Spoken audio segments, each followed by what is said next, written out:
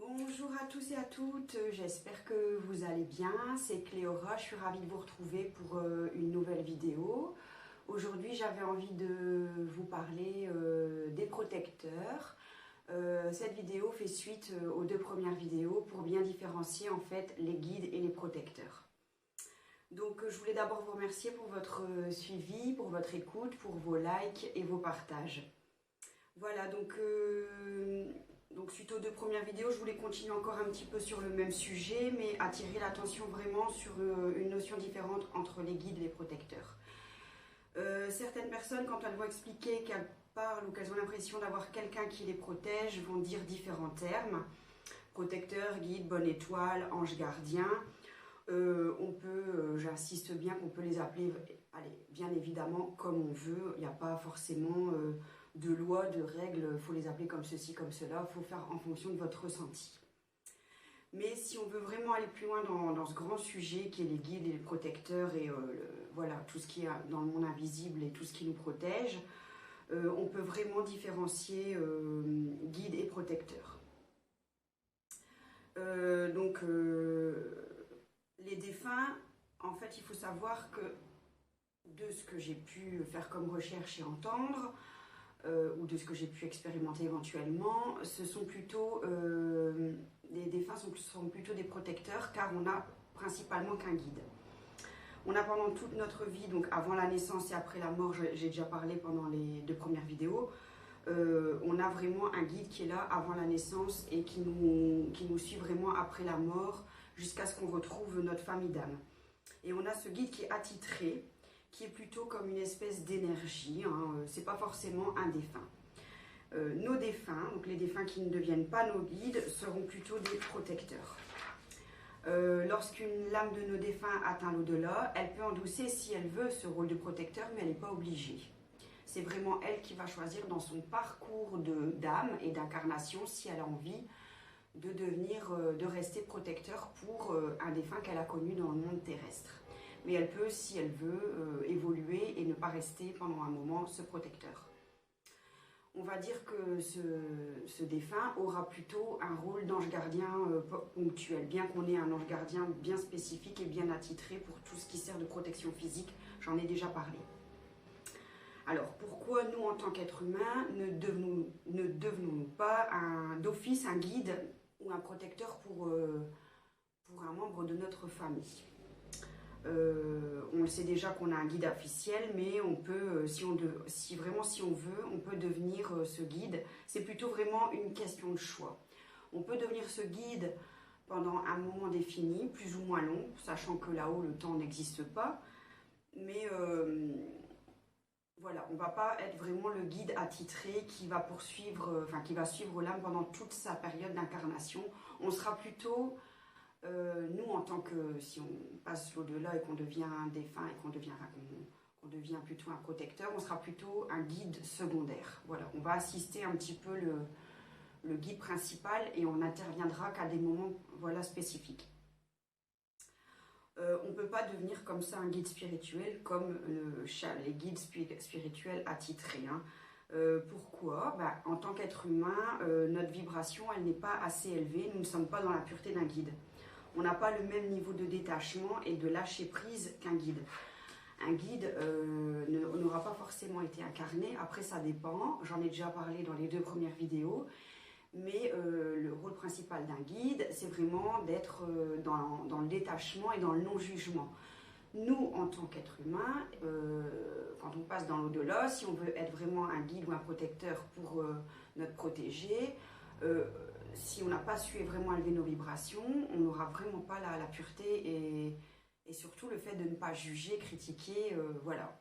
Parce qu'on ne doit pas influencer notre protégé, il a toujours le libre arbitre. Dès la mort, donc l'âme s'élève et retourne à la source. La source, c'est le grand tout.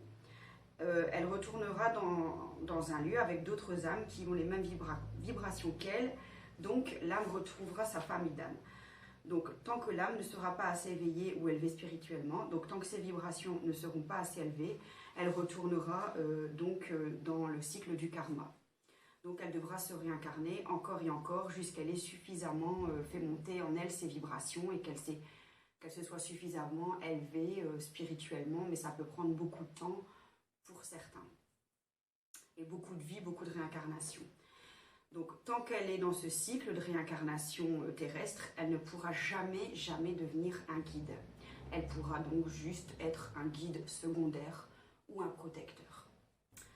Certains médiums disent que nos guides secondaires ou protecteurs donc, peuvent être aussi des défunts de nos vies antérieures. Mais encore une fois, c'est plus difficile à vérifier pour la personne qui a consulté le médium, car la grande majorité d'entre nous ne nous souvenons pas de nos vies antérieures à cause du voile de l'oubli. Donc encore une fois, quand vous allez chez un médium qui va vous parler de Pierre-Paul Jacques qui est tel protecteur pour vous, parce qu'il a existé dans une vie antérieure, encore une fois, ce n'est pas vérifiable pour vous. À moins que vous ayez vraiment évolué et que vous vous souveniez de vos vies antérieures, mais bon, voilà, ça c'est encore un autre sujet. Un défunt donc peut s'appeler protecteur ou guide lumineux. Il est nommé aussi défunt lumineux. Pourquoi? Parce qu'il est en attente finalement d'une prochaine incarnation, donc il peut endosser ce rôle le temps qu'il se réincarne. Mais après tout ça là-haut, on ne sait pas forcément ce qui se passe pour nos défunts. Ça se décide entre le défunt et son guide principal. Et après, on n'a pas toujours les infos de ce qui se passe pour eux après. Pour le protecteur, on peut lui demander un coup de pouce de temps en temps, mais pas au quotidien. C'est plutôt le rôle de notre guide à nous. Nos défunts peuvent entendre nos demandes, elles peuvent nous aider, mais il ne faut pas tout le temps leur demander de l'aide. Bien sûr, bon, il y a toute cette période de deuil aussi qui est difficile, et tant qu'on reste dans la tristesse, on va malheureusement laisser nos défunts dans une sorte de complications, car ils ne vont pas pouvoir continuer à s'élever et ils vont toujours vouloir venir, entre guillemets, nous consoler. Donc ça va rabaisser leur vibration, ils ne vont pas pouvoir continuer à évoluer, monter leur vibration. Donc il faut faire notre deuil, mais il ne faut pas tout le temps vivre à travers ces défunts et tout le temps les appeler en permanence et les pleurer tous les jours jusqu'à... Enfin, après c'est plus facile à dire qu'à faire. Bien évidemment, chacun vit son deuil différemment, mais je pense qu'il faut aussi... le but du deuil, une fois qu'on a passé toutes les étapes, c'est que voilà, ils peuvent partir en paix et faut savoir qu'on peut être heureux de savoir qu'ils continuent leur évolution. Ça n'empêche pas de temps en temps penser à eux et de les appeler pour leur demander conseil. Et on a des fois, de toute façon, j'en parlerai plus tard dans la vidéo, on a des fois la sensation qu'ils sont là aussi. Donc il faut les laisser un petit peu tranquilles. De toute façon, les premiers mois, les premières semaines, les premiers mois sur le temps terrestre, pour eux, ça prend moins de temps, puisque le temps n'existe pas, puis c'est pas la même notion du temps. Mais ils vont pas pouvoir vraiment être là parce qu'ils auront beaucoup de choses à passer. Je en reparlerai plus tard, mais ils vont devoir d'abord refaire le point sur leur vie. Ils auront cette espèce de grande bibliothèque où ils vont aller. Ils vont refaire le point avec leur guide de ce qui a été, ce qui n'a pas été. Est-ce qu'ils veulent se réincarner ou pas? Enfin voilà, ils auront beaucoup de boulot et ils ne vont pas pouvoir redescendre sur Terre dans leur vibration tout de suite tant qu'ils n'auront pas éclairci certaines choses et tant qu'ils n'auront pas évolué sur certaines choses. Et on peut les pleurer, on peut penser bien sûr à ces défunts. De toute façon, je pense que quand on est en deuil, on est dans cet état où on pense que à cette personne qui est partie, ce qui est totalement normal et humain, car il y a cette notion de manque et d'attachement très fort puisqu'on est sur Terre. Et qu'on vit l'attachement, de toute façon, on dit toujours qu'il faut essayer de se détacher. Oui, mais non, on est quand même sur Terre pour vivre toutes ces expériences émotionnelles humaines et terrestres. Mais quand on arrive à passer avec le temps qu'il nous faut pour faire le deuil, c'est plus facile aussi pour eux de ne pas revenir et de ne pas rebaisser leur vibration quand c'est pas utile. Ils reviendront vraiment quand c'est nécessaire ou utile. Car pour eux, c'est difficile aussi. Ils n'auront plus la même notion d'amour que nous, puisque c'est l'amour absolu. Ils seront forcément moins tristes que nous, ils ne vont pas ressentir la même chose, mais il y aura toujours cet attachement, puisqu'on est tous unis et on forme qu'un tout. On est tous la conscience, on est tous un. Ça ne nous empêche pas de penser à eux, mais il faut essayer de penser en positif. Et c'est là qu'on va peut-être plus facilement les ressentir, mais ça, c'est encore autre chose. Donc, il faut les laisser un peu tranquilles et ils doivent continuer leur apprentissage là-haut, leur enseignement avant leur prochaine incarnation. Alors, si l'âme, elle décide de devenir ponctuellement une entité protectrice pour son protégé, son rôle sera plutôt de veiller sur vous.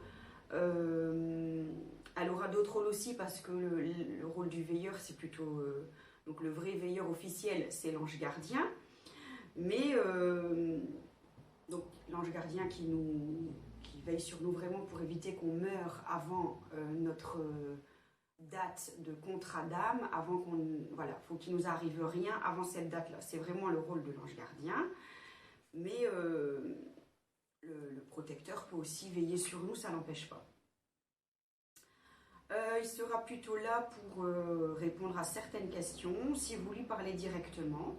Il intervient aussi quand on est en manque d'inspiration, qu'on est un petit peu en détresse.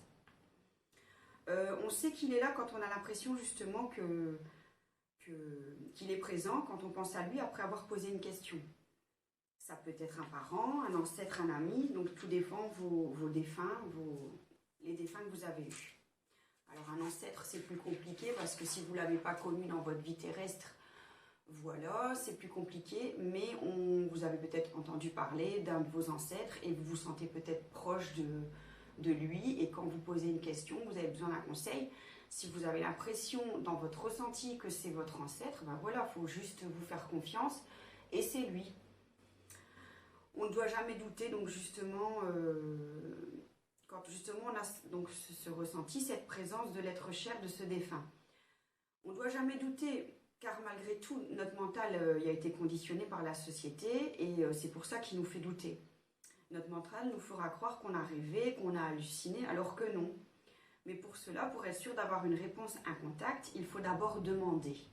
Si vous n'avez pas demandé, si vous n'avez pas fait la démarche de d'abord demander, c'est sûr que vous n'allez rien avoir.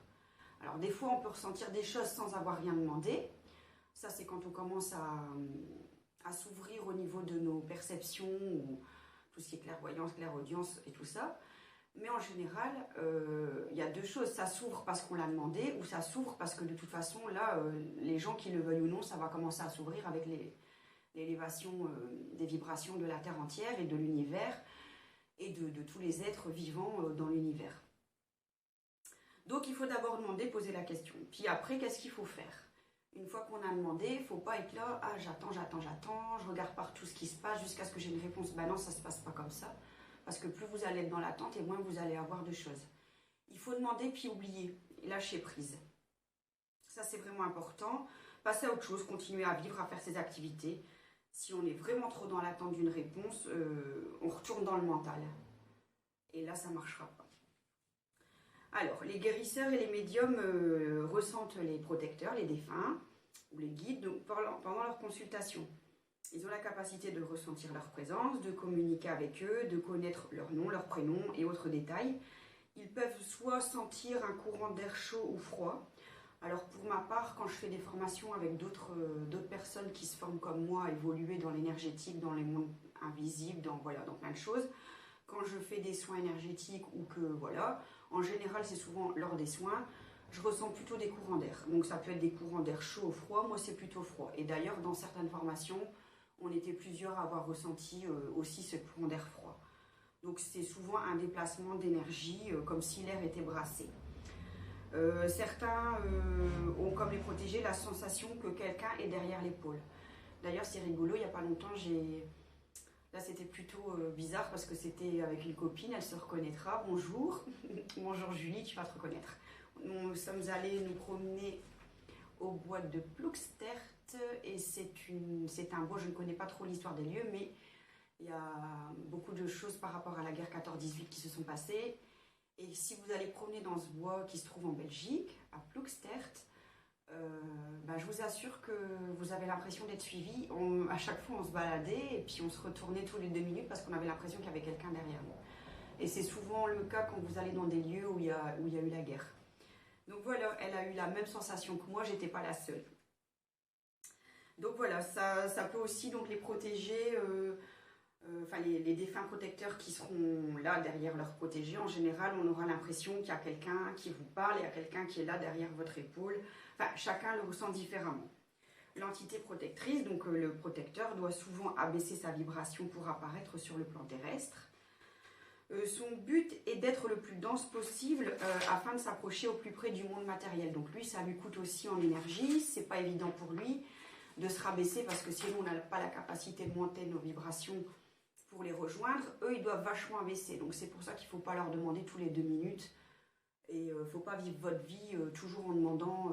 Enfin, quoi que j'ai déjà entendu des gens qui parlaient tout le temps à la photo de leur être cher décédé. Et voilà, c'est pas forcément parce qu'ils leur parlent qu'ils vont être là, mais voilà, ça dépend. Il faut un peu mesurer la demande et bon, chacun le vivra différemment. Et puis après, il y a des défunts, ça les arrange aussi de rester sur le plan terrestre. De toute façon, en général, si on a contact tous les jours avec un défunt, ça veut dire qu'il n'est vraiment pas monté et qui veut rester vraiment au niveau du plan terrestre parce qu'il se sent obligé d'aider la personne ou qui n'a pas envie tout simplement de quitter la personne qu'il a connue dans la vie terrestre. Voilà, ça, voilà, c'est vraiment au cas par cas et il y a tellement de cas différents. Voilà. Certains guérisseurs voient aussi, certains guérisseurs médiums voient aussi comme une aura. Ils peuvent voir, au lieu de sentir plutôt de l'air froid ou chaud ou de l'énergie, ils peuvent aussi le voir comme une aura sans corps physique. Donc ça, c'est l'âme du défunt qui est aussi de l'énergie. Alors, ça m'arrive très souvent aussi de voir ces énergies. Donc, principalement, moi, je les vois dans ma vision périphérique. C'est plutôt comme des petites taches, des petits trucs blancs, noirs qui vont très, très vite. Quoique la dernière fois, j'en ai parlé même autour de moi, mais j'avais fait la demande de les voir un peu mieux. Et j'ai carrément vu une ombre noire dans ma chambre. C'est souvent dans ma chambre qu'il se passe aussi des choses. Là, j'ai quand même été fort surprise et je m'y attendais pas, donc ça m'a fait un peu peur, malgré que j'essaye de ne pas en avoir peur, voilà. Mais comme j'avais fait la demande, mais c'est quand même toujours impressionnant. Et c'est toujours quand je lis mon livre ou que je suis occupée sur quelque chose, c'est vraiment dans la vision périphérique, sauf que là, je l'avais vachement bien vu. Donc voilà, je sais pas si vous, ça vous est déjà arrivé, mais voilà. N'hésitez pas à mettre en commentaire vos expériences. Moi, c'est souvent des petites ombres plutôt blanches, noires, ça dépend. Et après, j'ai aussi la sensation un petit peu comme des animaux. Alors, il faut savoir que je vis à côté d'une église. Des fois, vous allez entendre les cloches de l'église. Donc, il y a beaucoup d'enterrements. Toutes les semaines, il y a des enterrements.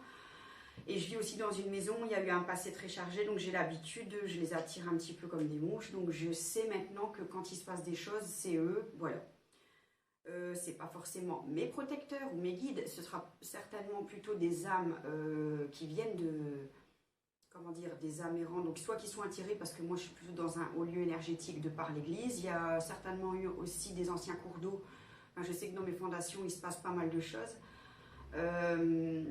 Moi ce sera pas forcément mes guides ou mes protecteurs, mais plutôt des âmes errantes, j'appelle ça des âmes errantes, qui passent et voilà. Ils savent qu'ils sont morts, ils ont fait la cérémonie, en général la cérémonie à l'église avec les encens et tout ça, ça les fait monter, mais ils passent par ici, voilà, s'ils restent un petit peu trop longtemps, je les fais passer de l'autre côté, j'ai appris les techniques, voilà, j'ai le côté un peu passeur d'âme, alors il y en a qui disent qu'on l'est tous, c'est comme qu'on peut être tous un peu médium aussi, moi je pense qu'on a tous la capacité, voilà, plus ou moins forte en fonction d'eux, et en fonction de si on s'intéresse et si on veut évoluer, développer des dons là-dedans. Au début j'en avais peur, maintenant j'ai les protocoles pour les faire passer tout simplement, et quand c'est trop chargé, j'hésite pas à utiliser un peu plus d'encens, de sauge, etc. etc. Voilà, c'est le rôle du passeur d'âme, mais je ferai une vidéo parce que là j'en parle dans mon expérience personnelle, mais j'aime bien faire beaucoup de recherches et compiler beaucoup d'infos pour essayer de donner une information claire sur chaque sujet. Donc je ferai bientôt aussi une vidéo sur les passeurs d'âme. Alors les protecteurs peuvent aussi être nos animaux de compagnie. Je l'expliquais tantôt, moi je vois souvent aussi des petites ombres au sol, ça peut être des chats, des chiens. Enfin, je ne sais pas trop ce que c'est, j'ai des fois l'impression que c'est plutôt des chats, parce que j'ai eu beaucoup de chats dans ma vie. Et alors, quand vous allez voir plutôt des petites ombres dans votre vision périphérique, ou si vous avez la possibilité de les voir clairement, si ça passe plutôt au ras du sol et que ça passe très vite, en général, les 3/4 du temps, c'est plutôt des animaux. Enfin, vous allez avoir la sensation vraiment que c'est un animal. Mais vos animaux de compagnie peuvent aussi avoir le rôle de protecteur dans votre vie, quoi. Vous allez encore ressentir leur présence. Oui, les animaux ont une âme, hein, ça on le sait maintenant, ça a été prouvé, et ils peuvent toujours se manifester auprès de leur maître plutôt aussi pour avoir un petit rôle de protecteur. Je voulais préciser une différence qui existe entre protecteur et amérante. Les protecteurs, ce sera plutôt des défunts, donc les protecteurs seront plutôt quelque chose qui vous nourrit, vous protège, c'est plutôt positif. Par contre, les amérantes, il y a différentes amérantes, mais comme j'expliquais tout à l'heure, ça peut soit juste passer ou soit ça reste. Mais il y en, ceux qui restent, alors soit auprès de leurs protégés ou auprès d'autres personnes qui ont la capacité de les attirer ou de communiquer avec, ce sera plutôt des êtres qui n'ont pas su monter dans la lumière et qui ne savent pas comment faire, donc ils vont plutôt, c'est pas vraiment positif, enfin, ça dépend. Vous allez le ressentir plutôt comme quelque chose d'un peu plus lourd au niveau énergétique, mais bon, elles vont plutôt essayer de vous pomper un peu votre énergie. Moi, je ressens plutôt comme des grands courants d'air froid quand même, et plutôt des frissons très très froids dans le dos, et ça va bouffer un peu plus mon énergie aussi. Donc là, je sais que c'est, voilà, il faut les faire passer dans la lumière, il faut les faire partir. Mais après, c'est aussi des amérantes qui veulent rester vraiment près de leur protégés. Mais ces protégés vont avoir une vie plutôt compliquée, vont peut-être avoir un manque d'énergie, des douleurs physiques. C'est pas forcément bon qu'ils restent à côté tout le temps. Mais après, le protégé, la personne qui vit encore sur Terre, n'a pas forcément envie que son défunt, la personne avec qui elle a peut-être vécu, elle n'a peut-être pas envie qu'elle parte. Donc c'est voilà, à chacun de vivre ça différemment. Et après, on a des fois pas l'impression non plus qu'on en a, malgré que des fois on en a beaucoup sur nous aussi. Voilà. Comment communiquer donc avec les protecteurs? Donc soit on va avoir un médium, un guérisseur qui fera le lien, le pont entre les deux mondes, donc afin de transmettre un message et afin de les libérer si nécessaire. Ils ont chacun leurs techniques différentes et leurs protocoles différents afin de rentrer en contact avec eux. Donc à vous de choisir celui ou celle qui vous correspondra mieux, car chacun est unique. Et puis, il ne faut pas rester chez un médium ou un guérisseur qui ne vous correspond pas. Et voilà, c'est à vous peut-être d'en tester plusieurs jusqu'à ce que vous ayez trouvé chaussure à votre pied. Soit vous pouvez leur parler directement à voix haute ou dans votre tête par la pensée pour communiquer avec eux. Comme ils n'ont plus de corps physique, ils n'ont plus de cordes vocales, hein. Donc ils vont utiliser différents moyens pour faire passer leur message et vous répondre si vous leur avez posé des questions. Soit vous ressentez la réponse, donc de façon, vous pouvez soit vraiment la ressentir dans votre corps, dans votre tête, ou soit vous l'entendrez autrement, mais c'est plutôt soit un ressenti ou une réponse dans votre tête. Puis il n'y a pas que ça, ils utilisent aussi différents moyens par rapport aux synchronicités. Pour vous répondre, ce sont plutôt des hasards qui n'en sont pas. Donc, par exemple, la réponse sur un livre, un panneau publicitaire, une plaque minéralogique, une chanson qui passe à ce moment-là, une conversation qui arrivera à vos oreilles à ce moment-là et qui vous donnera la réponse. Ils peuvent aussi utiliser des odeurs pour montrer leur présence, fleurs, des odeurs de fleurs, de parfums, de cigares. S'ils avaient l'habitude de fumer la cigarette ou le cigare ou de mettre tel parfum, si vous le sentez dans des endroits où c'est impossible qu'il y ait eu cette odeur-là, vous pouvez être sûr que c'est eux. Moi, chez moi, de temps en temps, je sens une odeur de fleurs. Dans le couloir, ça peut être aussi en haut, sous la garde-robe qui est sous l'escalier du grenier. Alors, je ne sais pas à qui c'était associé. Je sais qu'avant ici, il y avait une petite bonne sœur qui vivait. Il y a eu plein de personnes qui ont vécu, mais moi je l'associe, j'aime bien de l'associer. J'ai plutôt la sensation que c'était une personne féminine et qui ne voulait pas forcément de mal, mais qui de temps en temps elle revient. Voilà. Après, je sais pas, peut-être je me trompe, mais je n'ai pas forcément demandé non plus. C'est vrai que je devrais demander qui c'est. Mais c'est pas toujours évident parce que on voit pas forcément la réponse tout de suite. Et puis on oublie de regarder. Et des fois, j'oublie tellement que j'y pense plus. Puis voilà. C'est parce que j'ai pas le besoin de savoir, peut-être. Pareil, quand vous demandez, soyez pas dans l'attente d'une réponse. Essayez de lâcher prise. Et puis, moi, j'aime bien tenir un journal. Comme ça, j'écris la journée ce qui s'est passé. Et des fois, vous allez revenir sur « Ah, mais oui, j'ai vu ça, c'est bizarre. C'est bizarre que j'ai entendu cette chanson. Ou que j'ai vu ça, ou que j'ai senti ça. » Voilà. Vous allez finalement trouver vous-même vos réponses. Qu'est-ce que j'allais dire encore ? Ils peuvent aussi utiliser des choses un peu plus subtiles, plutôt des sensations, des petites lumières ou des ressentis. Ça dépendra un petit peu de votre niveau d'évolution de vibratoire. Soit vous avez plutôt la capacité de le ressentir plutôt au niveau vision, si vous avez su développer votre clairvoyance, votre clairaudience, voilà. Chacun est différent. Voilà, je vais m'arrêter ici pour la vidéo sur les protecteurs, puisqu'elle est de toute façon la continuité des 2 premières vidéos, donc c'est déjà pas mal. Si vous avez des questions, n'hésitez pas en commentaire sous la vidéo. Vous pouvez aussi me poser des questions sur mon Facebook, Cléora Acompam. Donc voilà. Ah oui, tout ce que je voulais dire, c'est qu'il ne faut pas oublier que ceci, c'est mon avis personnel, c'est ma vérité, mon expérience, c'est mes propres recherches. Voilà, chacun peut ressentir ses guides ou ses protecteurs de manière différente. Pour certains, ce sera vraiment leurs défunts qui seront leurs guides. Voilà, c'est pas parce que j'ai dit ça que c'est... Voilà, chacun le vit différemment. Et pour d'autres, ce sera bien dissocié entre le guide et les protecteurs qui sont des défunts. Chacun ressentira de manière différente et puis, puisqu'on est tous différents, pardon. Voilà, merci de votre écoute. J'espère que cette vidéo vous aura plu. N'oubliez pas, surtout, c'est important, si ça vous a plu, de vous abonner en cochant la petite cloche en dessous de la vidéo, de vous abonner, de liker, de partager, ce qui me permettra par la suite, plus j'ai d'abonnés, plus je pourrai faire des directs et d'accéder à plus de fonctionnalités pour avoir plus de contacts et d'échanges dans mes prochaines vidéos où j'espère pouvoir aussi faire des directs. Je vous remercie de votre écoute et puis je vous souhaite à tous une bonne journée. Bye!